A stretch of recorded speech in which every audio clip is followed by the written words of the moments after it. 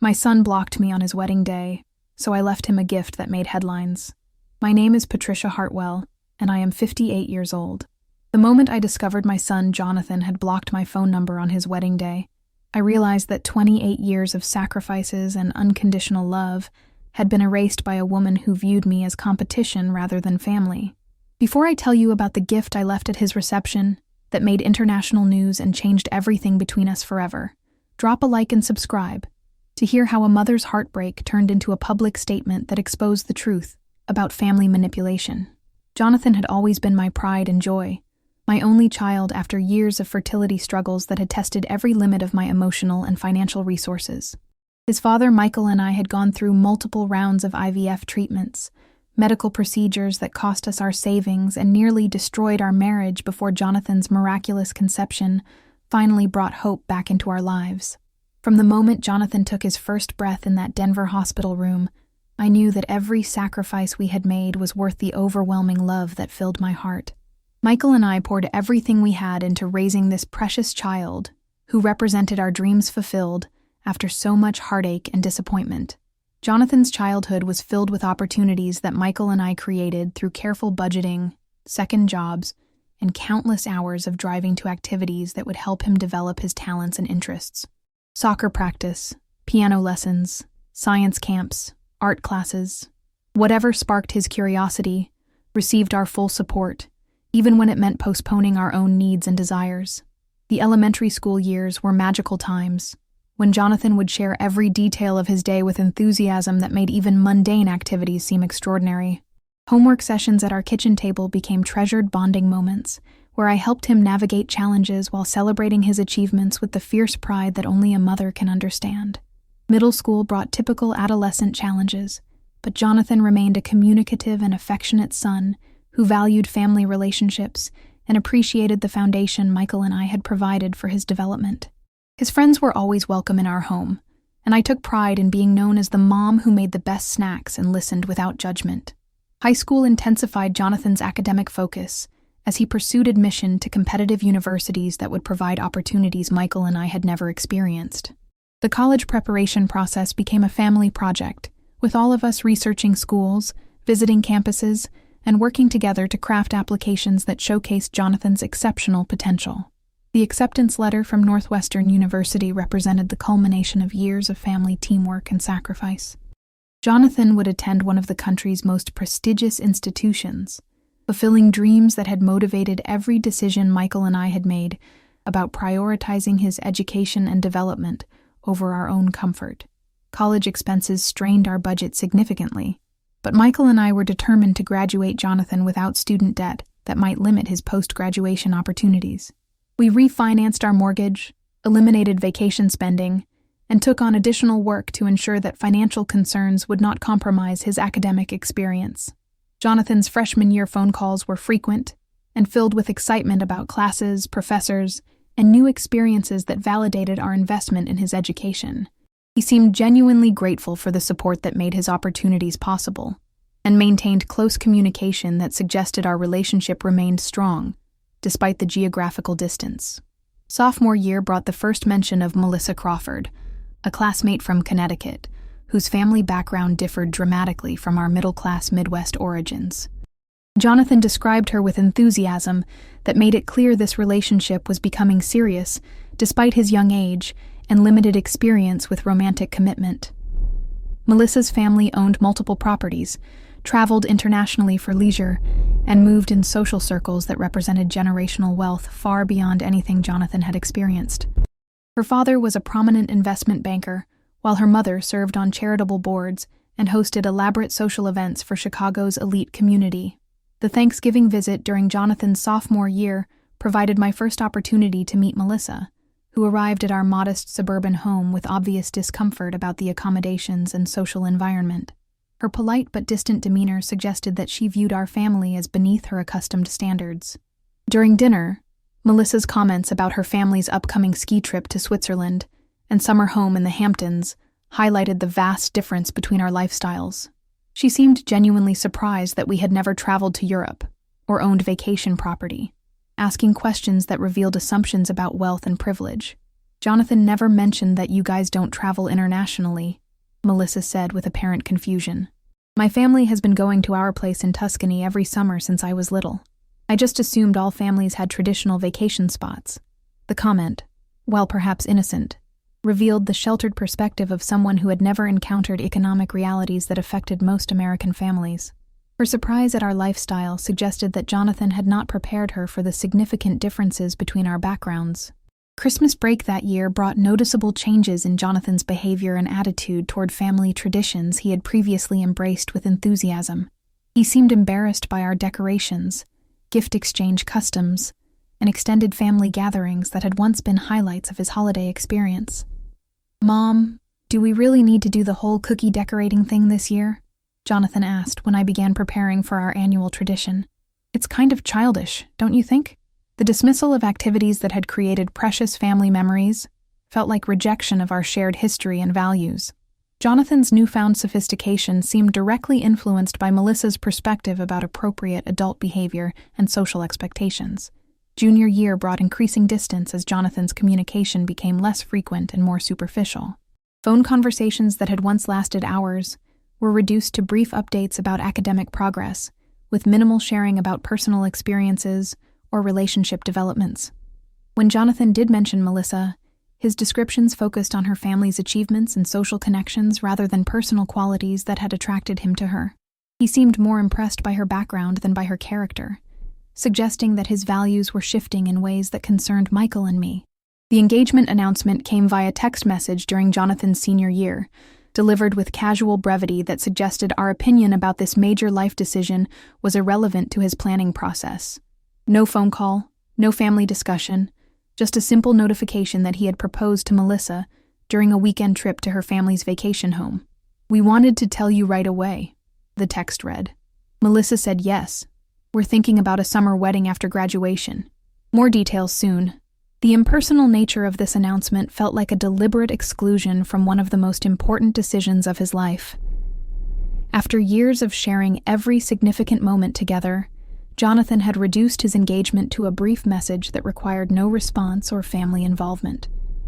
Wedding planning began immediately, with elaborate discussions about venues, guest lists, and celebrations that would reflect the Crawford family's social status and financial resources. Melissa's mother took charge of arrangements with minimal input requested from Michael or me about preferences or family traditions we might want to incorporate. "The Crawfords have very specific ideas about how weddings should be conducted," Jonathan explained when I asked about our role in planning his celebration. "They've been organizing these kinds of events for generations, so it's probably better to let them handle the details." The explanation felt like dismissal of our importance in Jonathan's life and our right to participate meaningfully in his wedding celebration. We were being relegated to guest status at our own son's most important milestone, rather than included as equal partners in planning his future. Venue selection occurred without any consultation about our preferences or financial limitations. The Crawford family chose an exclusive country club with membership fees that exceeded our annual income, creating an environment where we would obviously be uncomfortable and out of place among their social circle. "The club has been hosting Crawford family events for 3 generations, Melissa announced during one of our rare planning conversations. "It's important to maintain family traditions and ensure that our wedding reflects appropriate standards for our social position." The emphasis on social position and family traditions felt deliberately exclusive, designed to highlight the differences between our backgrounds rather than celebrating the union of 2 families. We were being made to feel like interlopers at our own son's wedding, rather than welcome participants. Guest list discussions revealed the extent to which our family and friends were considered secondary to Crawford's social obligations. The ceremony would accommodate 400 guests, with the majority being Crawford business associates and social connections who had never met Jonathan before his relationship with Melissa. "We need to be careful about maintaining the right atmosphere," Melissa's mother explained when I suggested including some of Jonathan's childhood friends and our extended family members. These events set important social precedents that affect family reputation and business relationships. The implication that our social circle might compromise the wedding's atmosphere felt deliberately insulting and highlighted how completely we had been marginalized in planning our son's celebration. Our relationships and family history were being treated as potential embarrassments rather than meaningful connections to honor. 3 months before the wedding, Tensions escalated when Melissa began making demands about our appearance and behavior at the ceremony that revealed her fundamental discomfort with our family's background and social status within her elite social circle. I've prepared some guidelines about appropriate attire and conversation topics for the reception, she announced, during what was supposed to be a casual family dinner. The guest list includes very prominent people who expect certain standards of presentation and discussion. The guidelines were insulting and condescending, treating us like servants who needed instruction about proper behavior rather than family members who deserved respect and inclusion. The document included restrictions on topics we should avoid discussing and suggestions about clothing that would be appropriate for the venue. Melissa, we've been attending social events for 30 years, I replied, struggling to maintain composure in the face of such obvious disrespect. We understand how to conduct ourselves appropriately, without written instructions about conversation and clothing. Mrs. Hartwell, I don't think you understand the level of sophistication that will be expected at this event, Melissa responded with barely concealed condescension. These aren't typical middle-class gatherings. The expectations are much higher than you might be accustomed to. The direct insult to our family's social competence was so shocking that it left Michael and me speechless. Jonathan sat silently during this exchange, offering no defense of his parents or acknowledgement that Melissa's behavior was completely inappropriate and hurtful. 2 months before the wedding, the situation deteriorated further when Melissa announced that she preferred to limit our participation in pre-wedding events to avoid potential social awkwardness with her family's sophisticated friends and business associates. It might be better if the Hartwells skip the engagement party and rehearsal dinner, she suggested during a planning meeting. Those events will be quite formal, and we want to ensure that everyone feels comfortable in the social environment. The suggestion that our presence would create discomfort was so transparently discriminatory that it exposed Melissa's true feelings about our family and our worthiness to participate in Jonathan's wedding celebration. We were being systematically excluded from events that should have included us as honored family members. Melissa, these are traditional family events where both sets of parents are expected to participate, Michael said, finally speaking up about the obvious inequality in how our families were being treated in wedding planning and social inclusion. Mr. Hartwell, I understand your perspective, but we need to consider what's best for everyone involved, Melissa replied with patronizing patience. Sometimes it's better to acknowledge social differences, rather than forcing situations that might be uncomfortable for everyone. Jonathan's continued silence during these discussions felt like betrayal of everything we had taught him about family loyalty and treating people with respect, regardless of their economic background or social status. The son we had raised with strong values seemed to have abandoned them completely. 1 month before the wedding, the final insult came when Melissa announced that she had hired a wedding coordinator to manage our behavior during the ceremony and reception to ensure that we would not inadvertently embarrass the Crawford family or their distinguished guests. The coordinator will help you understand where to stand, when to speak, and how to interact appropriately with other guests, Melissa explained, as though she were discussing training for incompetent employees, rather than family members attending their son's wedding. You want to hire someone to manage our behavior at our own son's wedding? I asked, hardly believing that the situation had deteriorated to such an insulting level of micromanagement and control. It's just a precaution to ensure that everything goes smoothly, Melissa replied. The coordinator works with families who aren't familiar with formal social protocols. It's really for everyone's benefit. The implication that we needed professional management to avoid embarrassing Jonathan and his new family was so deeply offensive that it finally forced me to recognize how completely Melissa had poisoned our relationship with our son and excluded us from his life. That evening, I tried to have a private conversation with Jonathan about Melissa's treatment of his family and the inappropriate restrictions she had placed on our participation in his wedding celebration and related social events. Jonathan, I need you to understand how hurtful Melissa's behavior has been toward your family, I began, hoping that he might finally acknowledge the obvious disrespect we had endured throughout the wedding planning process. Mom, Melissa is just trying to make sure everything goes perfectly, Jonathan replied, apparently unable to recognize the discriminatory nature of her demands or their impact on our family relationships. Perfectly for whom? I asked. We're being treated like potential embarrassments, rather than family members who love you and want to celebrate your happiness. This isn't about perfection, it's about respect. You're being oversensitive, Jonathan said, dismissing my concerns with casual cruelty that revealed how completely his perspective had been influenced by Melissa's values and prejudices.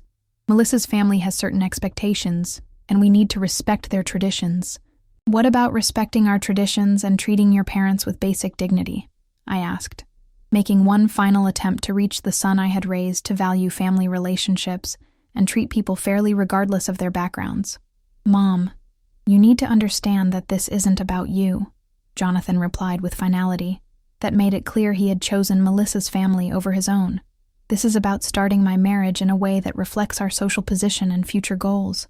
The conversation ended with my realization that the son I had sacrificed everything to raise had become someone I no longer recognized, someone who could treat his family with casual cruelty to please a woman who viewed us as inferior based on our economic status. 2 weeks before the wedding, the ultimate betrayal occurred when I discovered that Jonathan had blocked my phone number to prevent any further communication that might interfere with Melissa's control over wedding arrangements and family dynamics. The discovery came when I tried to call Jonathan about a family emergency involving his grandfather's hospitalization, only to reach a message indicating that my number was no longer accepting calls. The realization that my own son had deliberately cut off communication felt like a physical blow that left me struggling to breathe.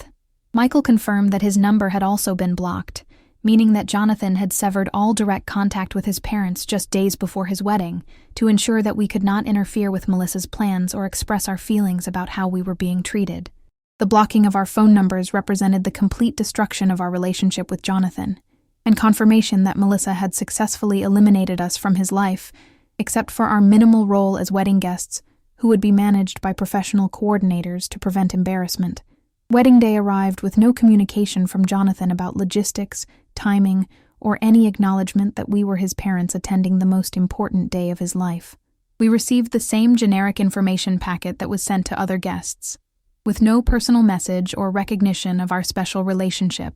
The ceremony proceeded with elaborate formality that showcased Crawford family wealth and social connections, while treating us as anonymous attendees, rather than the people who had raised and supported the groom throughout his entire life until Melissa's influence poisoned our relationship. During the reception, our assigned coordinator shadowed us constantly, offering unwelcome guidance about appropriate behavior and conversation topics, as though we were children who needed supervision to avoid social mistakes that might reflect poorly on the happy couple. The experience was so humiliating and painful that I realized I needed to make a statement that would expose the truth about how we had been treated and ensure that Jonathan understood the consequences of choosing social status over family loyalty and love. What I did next would make international headlines and change everything between us forever. The reception was proceeding with clockwork precision, every detail orchestrated to showcase Crawford family sophistication, while systematically erasing any trace of Jonathan's true background and the family who had made his success possible. I watched my son move through the crowd of guests with Melissa by his side, accepting congratulations from people who knew nothing about his childhood dreams, his struggles with mathematics that I had helped him overcome through countless late nights at our kitchen table, or the sacrifices Michael and I had made to ensure he could attend Northwestern University debt-free. The coordinator assigned to monitor our behavior had just reminded me for the third time to avoid discussing Jonathan's childhood or family background when speaking with other guests, as though his history before meeting Melissa was somehow shameful, rather than the foundation that had enabled his achievements. Mrs. Hartwell, please remember that tonight is about celebrating Jonathan and Melissa's future together, the coordinator whispered, as I watched my son pose for photographs that would commemorate this milestone without including a single image of the parents who had raised him. The focus should remain on their new life, rather than dwelling on the past. The suggestion that acknowledging Jonathan's childhood and family history constituted dwelling on the past finally crystallized my decision about how to respond to this systematic erasure of our importance in his life. If Jonathan wanted to pretend his parents didn't exist, I would give him something that would make that impossible. I excused myself from the reception under the pretense of using the restroom, but instead walked to my car in the country club parking lot, where I retrieved the gift I had prepared for this moment. The package contained items that would tell the true story of Jonathan's journey from our modest suburban home to this elaborate wedding celebration funded by Crawford family wealth. The gift was a carefully curated collection of Jonathan's childhood memories that I had assembled over the past month as wedding planning revealed the extent to which Melissa intended to erase our family from his life story. Every item had been chosen to remind him of the love and sacrifice that had made his success possible. The centerpiece was a photo album containing images from Jonathan's birth through college graduation, documenting the ordinary moments that had shaped his character before Melissa's influence convinced him that his background was somehow inadequate. Pictures of birthday celebrations in our small kitchen, little league games where Michael had coached his team, and family vacations to state parks that had fit our budget. Included was the handwritten journal I had kept throughout Jonathan's childhood, recording his milestones, achievements, and the dreams he had shared with me about his future. The entries revealed a child who had once valued family relationships and expressed gratitude for his parents' support, rather than embarrassment about our social status.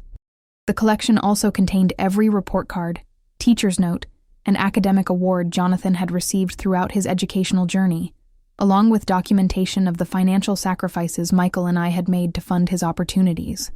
Receipts for piano lessons, soccer equipment, and college application fees that had stretched our budget to its limits. Most importantly, the package included a letter I had written, explaining why I was making this gift public, rather than presenting it privately. The letter detailed Melissa's treatment of our family throughout the wedding planning process, and Jonathan's complicity in excluding his parents from his most important life celebration. But I wasn't going to simply leave this package at the gift table where it might be overlooked or discarded. I had decided that if Jonathan could block his parents from his wedding day, then his wedding guests deserved to know the complete truth about who he really was and what kind of family he was abandoning for social status. I returned to the reception with the package and approached the microphone that had been used earlier for toasts and speeches celebrating the happy couple. The room fell silent as I took the microphone, with 400 guests turning their attention to the mother of the groom, who had been largely invisible throughout the evening's festivities. "Good evening, everyone," I began, my voice steady, despite the magnitude of what I was about to do. "For those who don't know me, I'm Patricia Hartwell, Jonathan's mother. I have something I'd like to share with all of you tonight about the young man you're celebrating."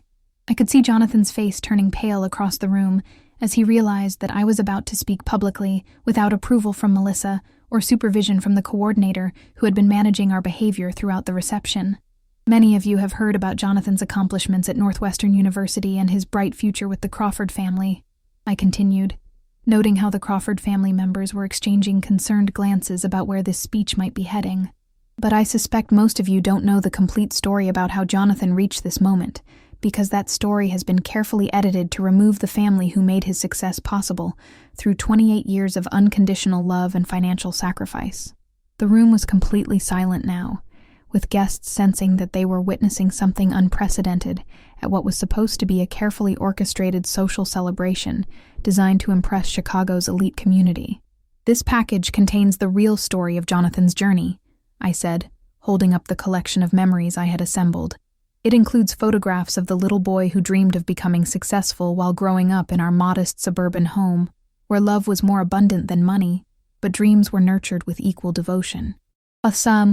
Jonathan had started moving toward the microphone, apparently hoping to stop my speech before I could continue sharing information that contradicted the narrative Melissa had constructed about his background and family relationships. "It contains the journal where I recorded every milestone of his childhood, including his first words, his first steps, and his promise to always remember the family who supported his ambitions, even when it meant postponing our own dreams and comfort." "Mom, please don't do this," Jonathan said as he reached the front of the room, his voice barely audible through the microphone but his desperation obvious to everyone present. "It contains documentation of every financial sacrifice Michael and I made to ensure Jonathan could attend college debt-free, including the second mortgage we took on our home, the vacations we never took, and the second jobs we worked because his education was our priority." The information about our financial sacrifices was clearly news to many guests who had assumed Jonathan's opportunities had been funded by family wealth, rather than middle-class parents who had worked multiple jobs to afford his prestigious education. "It contains the receipts for every piano lesson, every soccer camp, every tutoring session, and every college application fee that we paid while living on ramen noodles and postponing our own medical care, because Jonathan's future was more important than our present comfort." I could see several guests wiping away tears as they processed the reality of the sacrifices that had enabled Jonathan's success, sacrifices that had been completely hidden from the wedding narrative that focused exclusively on Crawford family achievements. Most importantly, it contains evidence of the systematic exclusion and humiliation our family has endured throughout this wedding planning process, designed to erase Jonathan's true background in favor of a more socially acceptable narrative. I could see Melissa pushing through the crowd toward the microphone, her face flushed with anger and embarrassment about having her treatment of our family exposed publicly in front of the Crawford family's most important social and business connections. It contains the written guidelines we received about appropriate behavior and conversation topics for tonight's reception, as though we were servants who needed instruction rather than family members who deserved respect. The revelation about the behavioral guidelines prompted audible gasps from several guests who were clearly shocked by the level of micromanagement and control that had been imposed on Jonathan's parents. It contains documentation of our exclusion from pre-wedding events because our presence might create social awkwardness with the Crawford family's sophisticated friends and business associates. The information about our systematic exclusion was creating visible discomfort among guests who were beginning to understand that they had been witnessing discriminatory treatment disguised as wedding planning throughout the evening. This package will be donated to the Northwestern University Library as part of their collection documenting the experiences of first-generation college graduates and the families who sacrifice everything to make their children's dreams possible. The announcement that Jonathan's true story would become part of a permanent academic collection meant that Melissa's attempts to erase our family from his history would be documented for future researchers studying social mobility and educational achievement. But before I make that donation, I want every person in this room to understand what kind of family Jonathan is abandoning for the privilege of joining yours, I continued, my voice growing stronger as I reached the climax of my public statement. Jonathan has chosen to block his parents' phone numbers, rather than risk any communication that might interfere with tonight's carefully orchestrated celebration of his social advancement. The revelation that the groom had blocked his parents' phone calls prompted shocked murmurs throughout the room as guests processed the extraordinary cruelty of such behavior toward the people who had raised him. He has allowed his fiancée to treat his family like potential embarrassments, who needed professional management to avoid compromising the social standards expected at Crawford family events. The direct criticism of Melissa's behavior was creating obvious tension among the Crawford family members, who were realizing that their treatment of Jonathan's family was being exposed as discriminatory and inappropriate.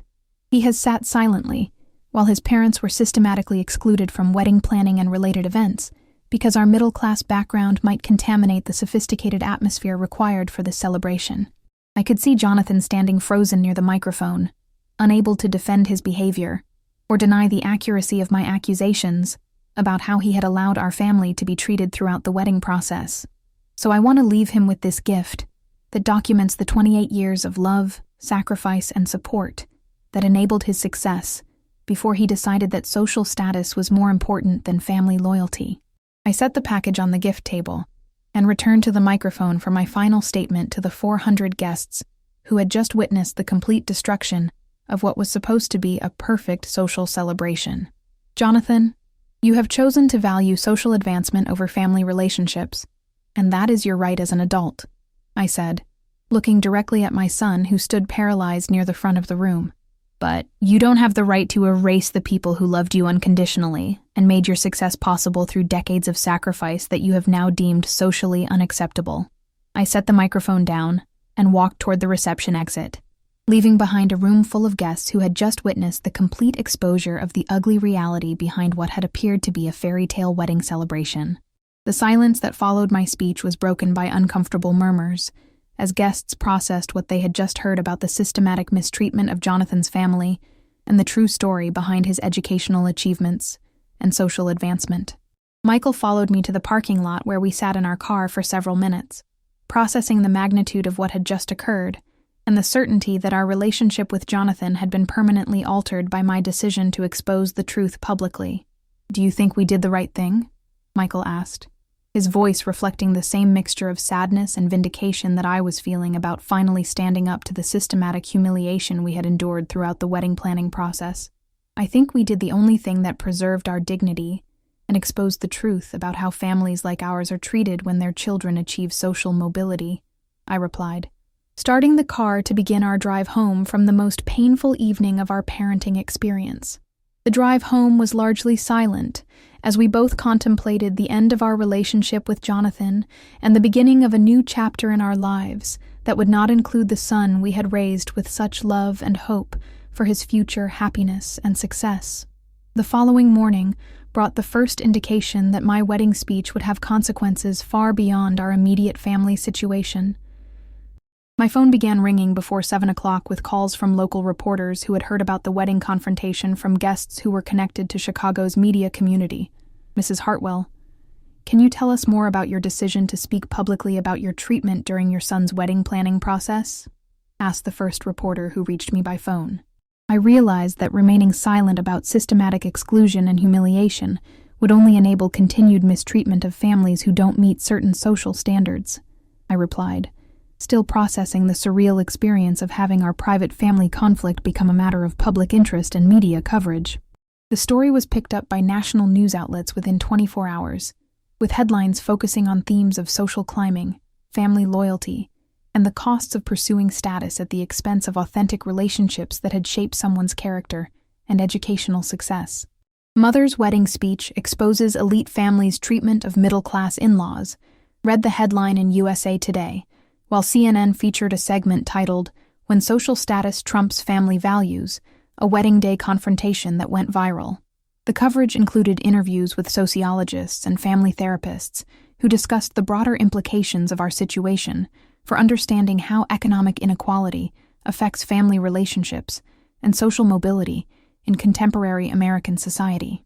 What we're seeing in the Hartwell case is a classic example of how social climbing can create painful conflicts between authentic family relationships and aspirational identity, explained Dr. Rebecca Martinez, a family sociologist at the University of Chicago. The story resonated with audiences across the country who had experienced similar conflicts between social advancement and family loyalty, generating thousands of comments and social media posts from people sharing their own experiences with class-based discrimination and family rejection. This mother said what so many of us have wanted to say to ungrateful children who forget where they came from, wrote one commenter on the viral video of my speech that had been recorded by multiple wedding guests. The Northwestern University Library confirmed that they would indeed accept the donation of Jonathan's childhood documentation as part of their collection on first-generation college experiences, giving academic legitimacy to my decision to preserve his true story for future researchers. The Hartwell Collection will provide valuable insights into the family sacrifices that enable educational advancement and the social pressures that can affect relationships between first-generation graduates and their families of origin, announced the library's Special Collections Director. 3 days after the wedding, I received an email from Jonathan's Northwestern alumni coordinator asking if I would be willing to participate in a panel discussion about supporting first-generation college students and maintaining family relationships during periods of rapid social and economic transition. The invitation suggested that my speech had resonated with other families who had experienced similar conflicts between educational achievement and social expectations that could strain family relationships and create painful divisions between generations. 1 week after the wedding, I received an unexpected phone call from Melissa's mother, Ellen Crawford, who wanted to discuss the situation privately without involving Jonathan or Melissa in the conversation about what had transpired during the wedding planning process. Mrs. Hartwell, I owe you a sincere apology for allowing my daughter's inappropriate behavior toward your family throughout the wedding planning process, Ellen said, her voice carrying genuine remorse that surprised me given her previous participation in excluding us from meaningful involvement. I didn't realize how badly you and your husband were being treated until I heard your speech and understood what had been happening behind the scenes during what should have been a celebration that honored both families, she continued. The conversation revealed that Melissa had systematically misrepresented our family dynamics to her parents, portraying us as difficult and demanding, rather than acknowledging her own discriminatory treatment of Jonathan's background and his relationship with his family. Melissa told us that you were trying to take control of wedding planning and insisted on inappropriate involvement in decisions that traditionally belonged to the bride's family, Ellen explained, revealing the lies that had justified our exclusion. We thought we were being helpful by supporting her preferences and protecting her vision for the wedding, but I realize now that we were actually enabling unfair and cruel treatment of Jonathan's parents, who deserved equal respect and meaningful inclusion. The apology felt genuine and provided some validation that our treatment had been objectively inappropriate, rather than a misunderstanding based on different social expectations or legitimate concerns about wedding planning boundaries and family traditions. 2 weeks after the wedding, the story took an unexpected turn when Jonathan contacted me through Michael's work email address, apparently having unblocked our phone numbers, but feeling too ashamed to call directly after the public exposure of his behavior. "Mom, I need to talk to you about what happened at the wedding and everything that led up to that moment," his email began. "I've been thinking about your speech and everything that preceded it, and I realize that I made some terrible mistakes in how I treated you and Dad throughout this entire process." The message continued with specific acknowledgments of incidents where he had allowed Melissa to treat us unfairly, and his own failures to defend his parents, or maintain appropriate boundaries with his new wife's increasingly unreasonable demands and expectations. I let Melissa convince me that her way of handling things was more sophisticated and socially appropriate, but I realize now that true sophistication should never come at the expense of treating family members with basic respect and human dignity. The email included a detailed request to meet in person to discuss how we might begin the difficult process of repairing our relationship, though he acknowledged that the damage might be too extensive to overcome, given the public nature of the conflict and the depth of hurt we had experienced. 3 weeks after the wedding, the meeting took place at a neutral restaurant, where Jonathan appeared genuinely remorseful about his behavior, and eager to understand how the situation had deteriorated so completely without his apparent awareness of what was happening. "I never intended to hurt you and Dad the way that I obviously did," he said, his voice breaking with emotion that seemed authentic rather than performed for my benefit. "I got completely caught up in Melissa's world and started seeing our family through her eyes, instead of remembering everything you sacrificed to make my opportunities possible."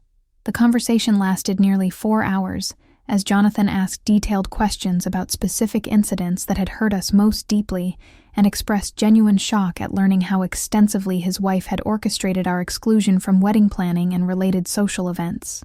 "I honestly didn't know about the behavioral coordinator or the written guidelines about your conduct at the reception," he said, his face showing real distress as he processed the extent of Melissa's micromanagement. "Melissa told me those were standard services that all wedding venues provided to help families navigate formal social events appropriately." The revelation that Melissa had systematically lied to Jonathan about the extent of her control and manipulation suggested that their marriage was built on layers of deception that extended far beyond her treatment of his family relationships. 4 weeks after the wedding, Jonathan made the decision that would begin our tentative reconciliation process. He confronted Melissa directly about her behavior toward his family and demanded that she apologize publicly for her treatment of us during the wedding planning process. I told her that our marriage couldn't continue if she couldn't treat my parents with basic human respect and acknowledge the completely inappropriate way she handled the entire wedding situation, Jonathan explained during our follow-up conversation. Melissa's response was immediate, extreme, and revealing about her true character and priorities. She refused to apologize for her behavior, and instead demanded that Jonathan choose between his wife and his family, apparently believing that her social status and family wealth gave her sufficient leverage to force such an ultimatum. She said that if I couldn't prioritize our marriage over my family's hurt feelings about wedding planning details, then maybe we weren't compatible for the long-term relationship she had envisioned, Jonathan reported with obvious pain about the impossible position his wife had created. The ultimatum backfired spectacularly when Jonathan realized that someone who would force such a cruel choice was not someone he wanted to build a life with, regardless of her family's impressive social connections and substantial financial resources. 6 weeks after the wedding that had almost destroyed our family, Jonathan filed for annulment based on fraudulent misrepresentation, arguing that Melissa had fundamentally misrepresented her intentions about family relationships and her willingness to include his parents in their married life. The legal proceedings were covered extensively by the same media outlets that had reported on my wedding speech, creating a complete narrative arc about the consequences of choosing social status over authentic family relationships and the importance of maintaining integrity during social advancement. Groom seeks annulment. After mother's wedding speech exposes wife's treatment of his family became the follow-up headline that completed the story of our family conflict. and its ultimate resolution in favor of authentic relationships over social pretense. The Northwestern University panel discussion took place 3 months after the wedding, with an audience of parents, students, and faculty members who were dealing with similar challenges related to social mobility, family relationships, and maintaining authentic connections during periods of rapid change. The most important lesson from our experience is that genuine success never requires abandoning or being ashamed of the people who made your achievements possible through their love and sacrifice. I told the audience during my presentation about family dynamics and social mobility. Educational advancement and social progress should enhance family relationships and create opportunities for gratitude, not generate shame about your background or resentment toward the people who invested everything in your dreams and aspirations. The response was overwhelmingly positive, with many families in the audience sharing similar stories about navigating social expectations while maintaining authentic relationships with family members who had different economic circumstances but equal worth and dignity. Today, 8 months after the wedding that almost destroyed our family permanently, Jonathan and I have rebuilt our relationship based on mutual respect, honest communication, and renewed appreciation for the values that truly matter for long-term happiness and fulfillment.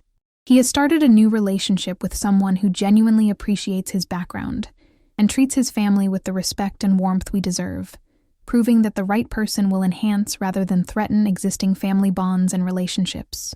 The experience taught us that sometimes public confrontation is necessary to expose private mistreatment, and that standing up for your dignity is more important than maintaining artificial peace at the cost of your self-respect and family relationships. Most importantly, we learned that authentic success is measured not by social status, material wealth, or prestigious connections, but by the quality of your relationships and the integrity you maintain while pursuing your goals and dreams in life. What about you? Have you ever experienced family members choosing social status over family loyalty and authentic relationships? How did you handle the situation, and what lessons did you learn about maintaining your dignity in difficult family circumstances? Share your story in the comments below, and don't forget to like and subscribe for more real-life stories about family dynamics and the courage required to stand up for what's right, even when it's difficult and painful.